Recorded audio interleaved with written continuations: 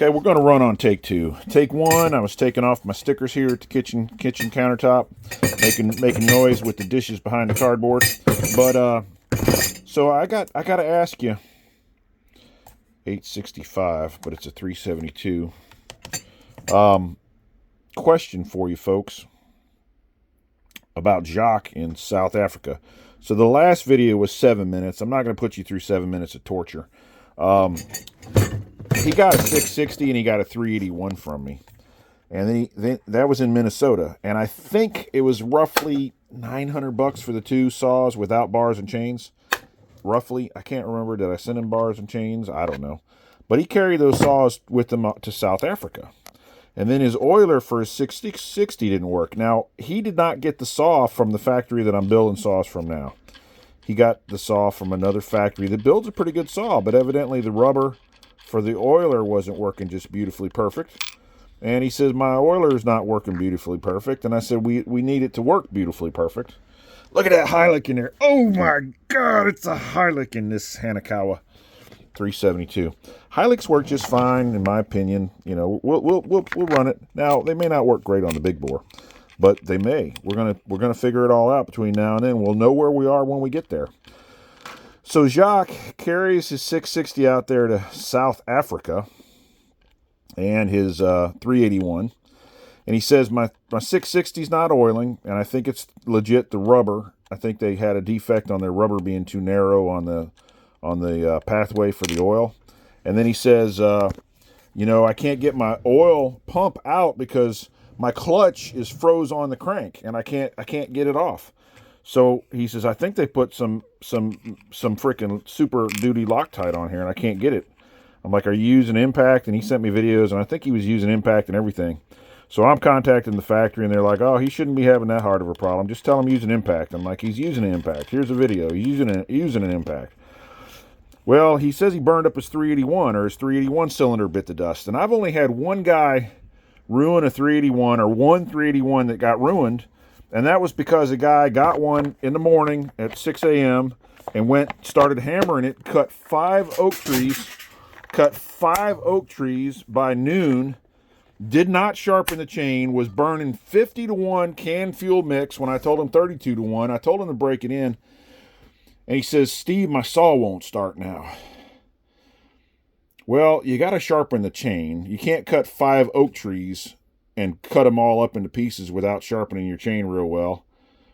And you got to break your saw in, and then his saw won't start after noon. So I gave him another saw, man. I gave him Fred, which was Njawa's port job.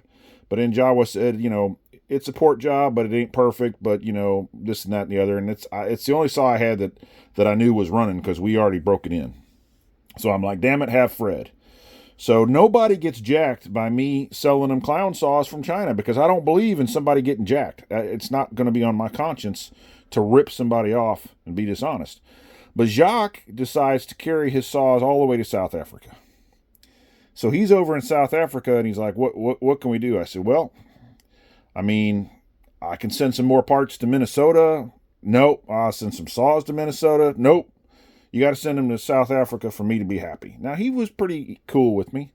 I said, okay, I'll send you another crankcase with a crankshaft in it, with an oil pump in it that's going to work with all the right stuff, and you just swap out the rest of your saw.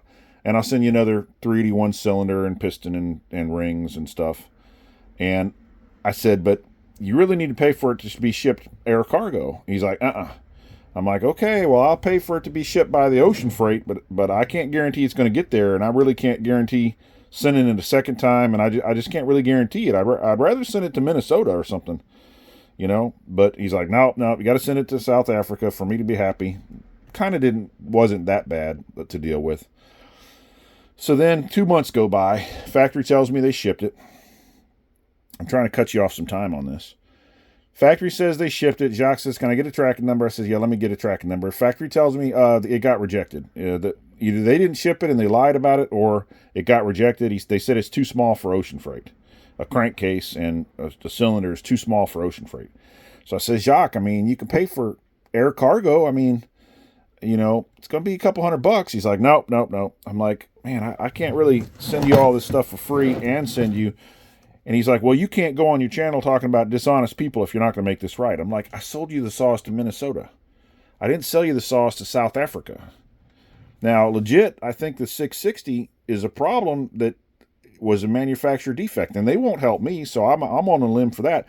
Man, I'll send 2 saws to South Africa. I'll send 2 saws and some parts, but I'm not paying for the air shipping cargo. And I don't think the ocean freight's going to get there. What should I do? Am I unrealistic? Is Jacques expecting too much? I mean, I sent these to Minnesota.